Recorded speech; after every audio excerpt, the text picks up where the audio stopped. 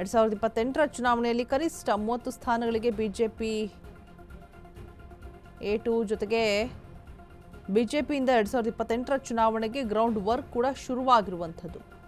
So Bihar ಬಂಗಾಳದಲ್ಲಿ ಮಾಡಿದಂತಹ ರೀತಿಯ ರಾಜ್ಯದಲ್ಲಿ ನಡೆಯೋದಿಲ್ಲ SIR ಅನ್ನುವಂಥ ಮಾತುಗಳು ಕೂಡ ಇದೆ. ಕಳ್ಳಮತದ ಆರೋಪ ಹೊತ್ತವರು ಕೂಡ ಕಾಂಗ್ರೆಸ್ಗಿಂತ ಬಿಜೆಪಿ ಶಾಸಕರೇ ಹೆಚ್ಚು.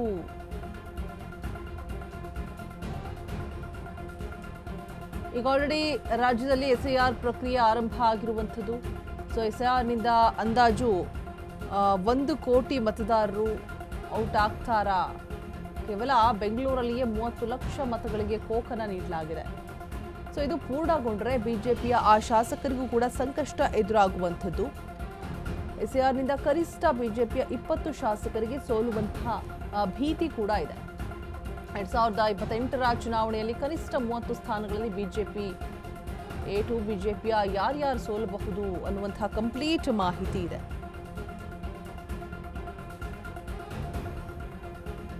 ಇದು ಅಶೋಕ ನ್ಯೂಸ್ನ ಬಿಗ್ಗೆಸ್ಟ್ ಪೊಲಿಟಿಕಲ್ ಎಕ್ಸ್ಕ್ಲೂಸಿವ್ ಆದಂತಹ ಸ್ಟೋರಿ. ಕಂಪ್ಲೀಟ್ ಆದಂತಹ ಆ ಸೋಲಿನ ಪಟ್ಟಿಯಲ್ಲಿ ಯಾರ್ಯಾರೆಲ್ಲ ಇರಬಹುದು.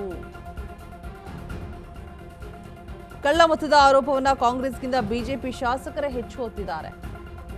1 ಕೋಟಿ ಮತದಾರರು ಔಟ್ ಆದ್ರೆ ಯಾರು ಹೊಡೆತ ಬೀಳತ್ತೆ?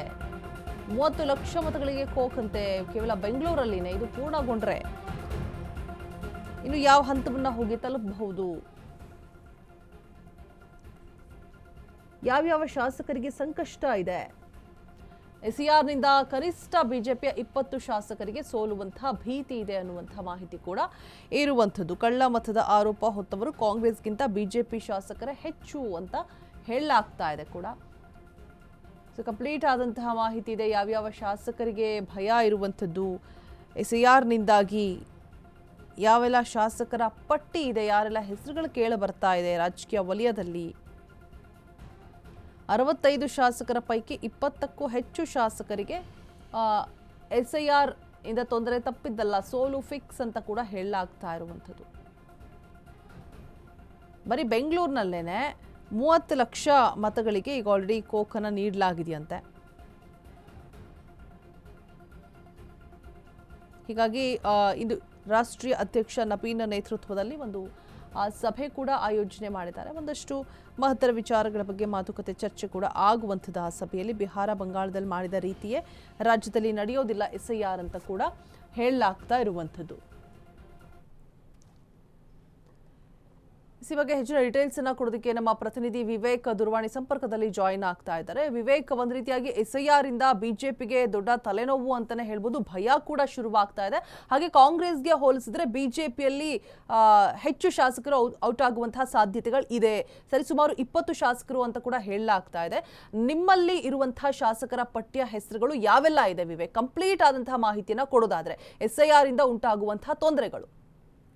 ಎಸ್ ರೋಜಾ, ಈಗಾಗಲೇ ಏನು ನಮ್ಮ ರಾಜ್ಯವನ್ನು ಹೊರತುಪಡಿಸಿ ಬೇರೆ ರಾಜ್ಯಗಳಲ್ಲಿ ಈಗಾಗಲೇ ಏನು SIR ಪ್ರಕ್ರಿಯೆ ನಡೆದಿತ್ತು. ಅದರಲ್ಲೂ ಕೂಡ ಪ್ರಮುಖವಾಗಿ ಪಶ್ಚಿಮ ಬಂಗಾಳದಲ್ಲಿ SIR ಪ್ರಕ್ರಿಯೆ ನಡೆದು ಸುಮಾರು 91 ಲಕ್ಷ ಮತಗಳು ಕೂಡ ಡಿಲೀಟ್ ಆಗಿದ್ವು. ಅದೇ ರೀತಿಯಾಗಿ ನಮ್ಮ ರಾಜ್ಯದಲ್ಲೂ ಕೂಡ ಈಗಾಗಲೇ SIR ಆರಂಭವಾಗುತ್ತೆ. ಇನ್ನೇನು ಕೆಲವೇ ದಿನಗಳಲ್ಲಿ ಆ SIR ಆರಂಭವಾದಂಥ ಸಂದರ್ಭದಲ್ಲಿ ನಮ್ಮ ರಾಜ್ಯದಲ್ಲಿ ಎಷ್ಟು ಮತಗಳು ಡಿಲೀಟ್ ಆಗ್ಬೋದು ಎಂಬುದೇ ಕುತೂಹಲ ಮೂಡಿಸ್ತಿತ್ತು. ಆದರೆ ಅದನ್ನು ಇದುವರೆಗೂ ಕೂಡ ಕಾಂಗ್ರೆಸ್ ನಾಯಕರು ಕೂಡ ಎಲ್ಲರೂ ಕೂಡ SIRಗೆ ವಿರೋಧವನ್ನು ಕೂಡ ವ್ಯಕ್ತಪಡಿಸ್ತಿದ್ರು. ಜೊತೆಗೆ ಈ ಹಿಂದೆ ರಾಹುಲ್ ಗಾಂಧಿ ಅವರು ಬಂದು ನಮ್ಮ ರಾಜ್ಯದ ಮಹದೇವಪುರ ಕ್ಷೇತ್ರದಲ್ಲಿ ಕಳ್ಳ ಮತಗಳು ನಡೀತಾ ಇದೆ, ವೋಟ್ ಚೋರಿ ನಡೀತಾ ಇದೆ ಅನ್ನೋ ಒಂದು ಆರೋಪ ಕೂಡ ಮಾಡಿದ್ರು. ಒಂದು ಬೃಹತ್ ಸಮಾವೇಶವನ್ನು ಕೂಡ ಆಯೋಜನೆ ಮಾಡಿದ್ರು. ಆ ನಿಟ್ಟಿನಲ್ಲಿ ನೋಡ್ತಾ ಹೋದ್ರೆ ಎಲ್ಲೋ ಒಂದ್ ಕಡೆ ರಾಹುಲ್ ಗಾಂಧಿ ಆರೋಪ ಮಾಡಿರ್ತಕ್ಕಂಥದ್ದು ಅದು ಕೂಡ ಬಿಜೆಪಿ ಕಾನ್ಸ್ಟಿಟ್ಯೂನ್ಸಿ ಮೇಲೆ.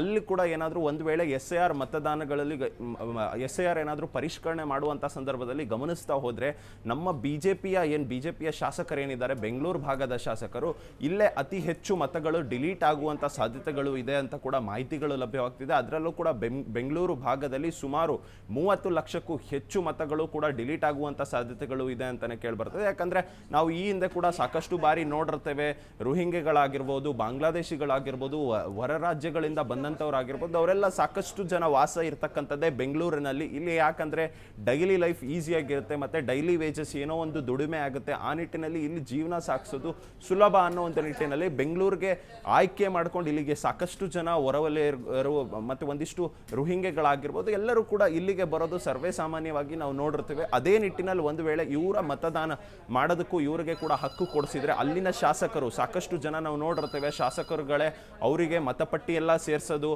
ಅವರಿಗೆ ವೋಟರ್ ಐ ಡಿ ಮಾಡಿಸ್ಕೊಡೋದು ಅಥವಾ ಆಧಾರ್ ಕಾರ್ಡ್ ಮಾಡಿಸ್ಕೊಡೋದು, ಈ ರೀತಿಯಾದಂಥ ಒಂದಿಷ್ಟು ಗ್ಯಾಂಗ್ಗಳು ಕೂಡ ಬೆಂಗಳೂರಿನಲ್ಲಿ ಇರ್ತವೆ. ಇವ್ರಿಗೆಲ್ಲರಿಗೂ ಕೂಡ ಒಂದಿಷ್ಟು ಕತ್ತರಿ ಬೀಳುತ್ತೆ. ಜೊತೆಗೆ ಆ ಮತದಾನಗಳನ್ನೇ ನಂಬಿಕೊಂಡು ಇದ್ದಂಥ ಶಾಸಕರಿಗೂ ಕೂಡ ಸಾಕಷ್ಟು ಜನಕ್ಕೆ ಈ SIR ಆದ ಬಳಿಕ ಸಂಕಷ್ಟ ಅಂತಾನೆ ಹೇಳ್ಬೋದು. ಅದರಲ್ಲೂ ಕೂಡ ಪ್ರಮುಖವಾಗಿ ಒಂದಿಷ್ಟು ಬಿಜೆಪಿ ನಾಯಕರಿಗೆ, ಅಂದ್ರೆ ಬೆಂಗಳೂರು ಭಾಗದಲ್ಲಿ ಇರ್ತಕ್ಕಂಥ ಬಿಜೆಪಿ ನಾಯಕರಿಗೆ ಇದು ತೊಂದರೆ ಆಗುವಂತ ಸಾಧ್ಯತೆಗಳಿದೆ ಅಂತಾನೆ ಕೂಡ ಕಂಡು ಬರ್ತಾ ಇದೆ. ಯಾಕಂದ್ರೆ ಪ್ರಮುಖವಾಗಿ ನಾವು ನೋಡ್ತಾ ಇರ್ತೀವಿ, ಮಹದೇವಪುರದಲ್ಲಿ ಸುಮಾರು 60,000ಕ್ಕೂ ಹೆಚ್ಚು ಈ ರೀತಿ ಮತಗಳು ಇವೆ ಅಂತ ಒಂದು ಆರೋಪ ಕೂಡ ಕೇಳಿಬಂದಿತ್ತು.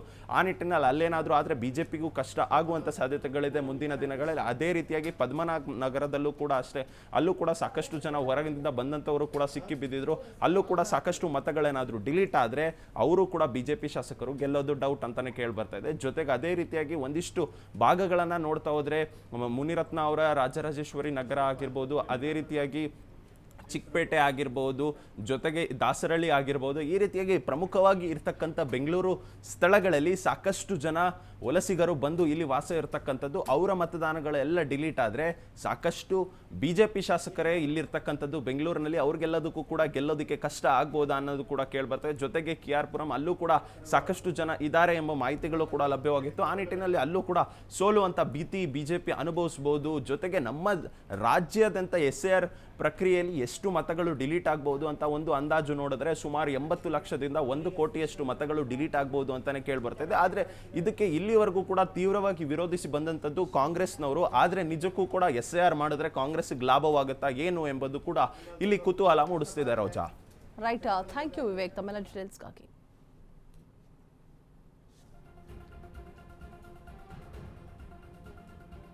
ಇನ್ನು ಇದು ಪೂರ್ಣಗೊಂಡ್ರೆ ಬಿಜೆಪಿಯ ಶಾಸಕರಿಗೂ ಕೂಡ ಕಷ್ಟ ಅನ್ನುವಂಥದ್ದು ನಮ್ಮ ಪ್ರತಿನಿಧಿ ಹೇಳ್ತಾ ಇದ್ರು. ಯಾರ್ಯಾರಿಗೆ ಸಂಕಷ್ಟ ಎದುರಾಗತ್ತೆ ಅನ್ನುವಂಥದ್ದನ್ನ ಕಂಪ್ಲೀಟ್ ಆದಂಥ ಮಾಹಿತಿಯನ್ನು ಕೊಡ್ತಾ ಇದ್ರು. ಏನಾದರೂ ಇನ್ ಕೇಸ್ ಜಾರಿ ಆದರೆ ಬಿಜೆಪಿಗೆ ಕೆಲವೊಂದು ಶಾಸಕರಿಗೆ ಸೋಲು ಫಿಕ್ಸ್ ಅಂತ ಕೂಡ. ಅಂದರೆ ಆ ಶಾಸಕರ ಹೆಸರುಗಳು ಲಿಸ್ಟ್ ಪಟ್ಟಿಯನ್ನು ನೋಡ್ತಾ ಹೋಗೋದಾದರೆ R Ashok Padmanabhanagar, Muniratnam Naidu RR Nagar, Byrathi Basavaraju KR Puram, Manjula Limbavali Mahadevapura, S Muniraju Dasarahalli, Satish Reddy Bommanahalli, S Raghu CV Raman Nagar, Uday Garudachar Chickpet, M Krishnappa Bengaluru Dakshina. So ಇಷ್ಟೂ ಜನ ಶಾಸಕರ ಹೆಸರುಗಳು ಕೂಡ ಕೇಳಿ ಬರ್ತಾ ಇದೆ. SIR ಅನ್ನುವಂಥದ್ದು ಈಗ ಆಲ್ರೆಡಿ ಭಯವನ್ನು, ಒಂದು ರೀತಿಯಾಗಿ ತಲೆನೋವನ್ನು ಉಂಟು ಮಾಡಿರೋದು ಕೂಡ. ಮತ್ತು ಯಾರೆಲ್ಲ ಶಾಸಕರುಗಳ ಹೆಸರುಗಳು ಕೇಳಿ ಬರ್ತಾ ಇದೆ, ಯಾರಿಗೆಲ್ಲ ಒಂದು ರೀತಿಯಾಗಿ ಇದು ತಲೆನೋವಾಗಿ ಪರಿಣಮಿಸಬಹುದು ಅನ್ನುವಂತಹ ಲಿಸ್ಟನ್ನು ನಾವು ನೋಡ್ತಾ ಹೋದ್ವಿ. ಇದು ನಿಮ್ಮ ಅಶ್ವವೇಗ ನ್ಯೂಸ್ನ ಬಿಗ್ಗೆಸ್ಟ್ ಪೊಲಿಟಿಕಲ್ ಎಕ್ಸ್ಕ್ಲೂಸಿವ್ ಆದಂತಹ ಸ್ಟೋರಿ. ಸೊ ನಿಮ್ಮ ಮುಂದೆ ಅನಾವರಣ ಆಗಿರುವಂಥದ್ದು ಯಾರ್ಯಾರು ಸೋಲಬಹುದು ಅನ್ನುವಂತಹ ಪಟ್ಟಿ, ಶಾಸಕರುಗಳ ಹೆಸರುಗಳ ಪಟ್ಟಿ. ಈ ಪಟ್ಟಿಯಲ್ಲಿ ಇರುವಂತಹ ಇಷ್ಟೂ ಜನ ಶಾಸಕರು ಕೂಡ ಸೋಲ್ತಾರ. ಹಾಗಾದರೆ SIR ಇಂದಾಗಿ ಕಳ್ಳ ಮತದ ಆರೋಪ ಹೊತ್ತವರು ಕಾಂಗ್ರೆಸ್ಗಿಂತ ಬಿಜೆಪಿ ಶಾಸಕರೇ ಹೆಚ್ಚು.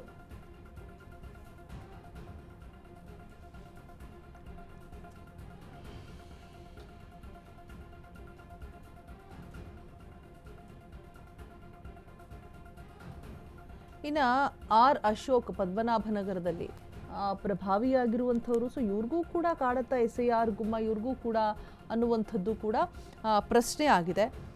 ಸೊ ಬಿಹಾರ ಬಂಗಾಳದಲ್ಲಿ ಮಾಡಿದ ರೀತಿಯಲ್ಲಿ ರಾಜ್ಯದಲ್ಲಿ ನಡೆಯೋಲ್ಲ SIR ಅನ್ನುವಂಥದ್ದು ಕೂಡ. ಕಳ್ಳ ಮತದ ಆರೋಪವನ್ನು ಹೊತ್ತಿರುವವರ ಸಂಖ್ಯೆ ಈಗ ಕಾಂಗ್ರೆಸ್ಗಿಂತ ಬಿಜೆಪಿಗೆ ಹೆಚ್ಚಿಗೆ ಕಾಡ್ತಾ ಇರುವಂಥದ್ದು. So R Ashok Padmanabhanagar, so ಇವ್ರಿಗೂ ಕೂಡ ಮೊದಲನೇದಾಗಿ ಇವರ ಹೆಸರೇ ಕೇಳಿ ಬರ್ತಾ ಇರುವಂಥದ್ದು. ಇಲ್ಲಿ ಇವ್ರಿಗೂ ಕೂಡ SIR ಗುಮ್ಮ ಕಾಡತ್ತಾ, ಇವರು ಕೂಡ ಹಾಗಿದ್ರೆ ಸೋಲುಣ್ಣೋದು ಖಚಿತವಾ, ಫಿಕ್ಸಾ ಅನ್ನುವಂಥ ಚರ್ಚೆಗಳು ಕೂಡ ರಾಜಕೀಯ ವಲಯದಲ್ಲಿ ಆಗ್ತಾ ಇದೆ. ಘಟಾನುಘಟಿ ನಾಯಕರ ಹೆಸರುಗಳೇ ಕೇಳಿ ಬರ್ತಾ ಇರುವಂಥದ್ದು. ನಮ್ಮ ಮುನಿರತ್ನಂ ನಾಯ್ಡು ಅವರು RR ನಗರದಿಂದ, ಭೈರತಿ ಬಸವರಾಜು ಅವರು KR ಪುರಂನಿಂದ, ಇನ್ನು Manjula Limbavali ಮಹದೇವಪುರದಿಂದ, S Muniraju ದಾಸರಹಳ್ಳಿಯಿಂದ, Satish Reddy Bommanahalli, S Raghu CV Raman Nagar, Uday Garudachar Chickpet, M Krishnappa Bengaluru ದಕ್ಷಿಣದಿಂದ. ಇಷ್ಟು ಜನದ ಶಾಸಕರ ಹೆಸರುಗಳ ಪಟ್ಟಿಯಲ್ಲಿ ಕೇಳಿ ಬರ್ತಾ ಇರುವಂಥದ್ದು SIRನಿಂದಾಗಿ.